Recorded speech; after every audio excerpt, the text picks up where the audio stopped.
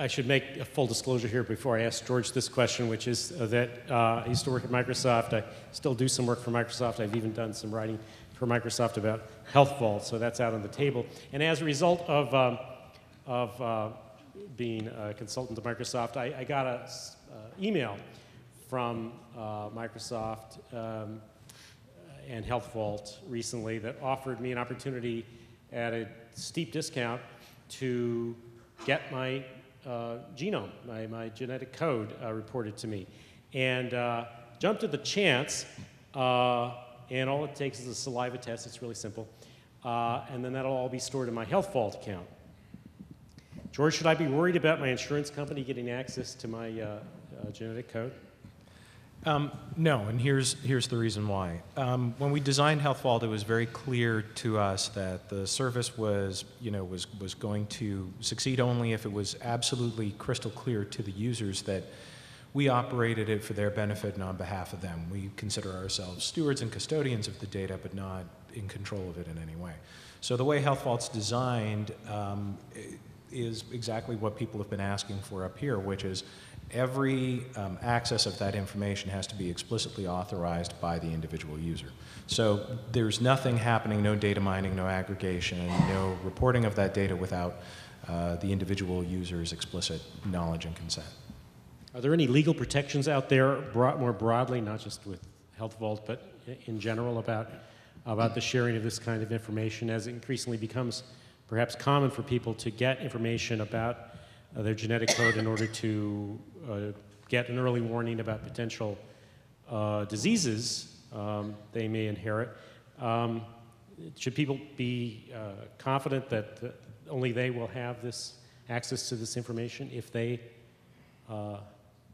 obtain it?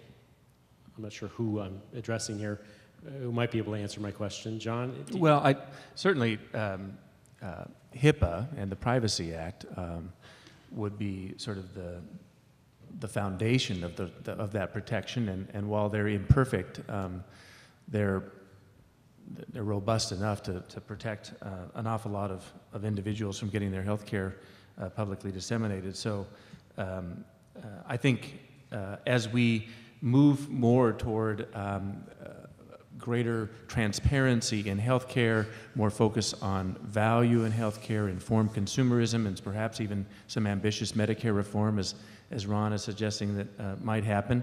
I would imagine that the Privacy Act and HIPAA would maybe even have to be made even more robust to sort of catch up with technology and ensure that things can't fall through the cracks.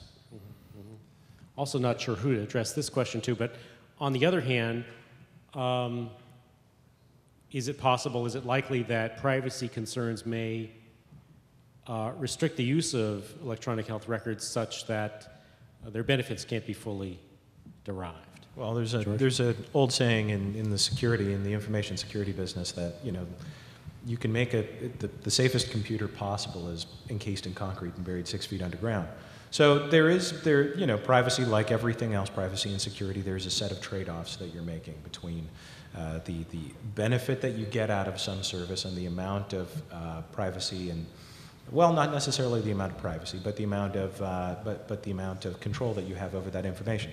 I think a well-designed system, and it's self-serving for me to say so, but I think HealthVault's one of them, is one that allows the user the flexibility to make those distinctions and trade-offs themselves.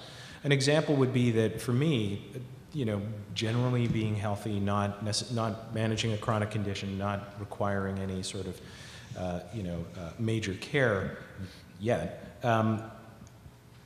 I'm pretty interested in my record being kept relatively with relatively limited distribution.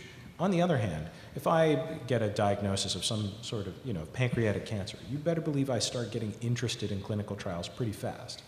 And the amount of information I'm willing to share goes way up because the benefits far outweigh the privacy risks, at least in that calculation right there. So what I would appreciate is not having the privacy regulation or the privacy policy so hard-coded that I can't make that distinction for myself, and I can't make that decision for myself.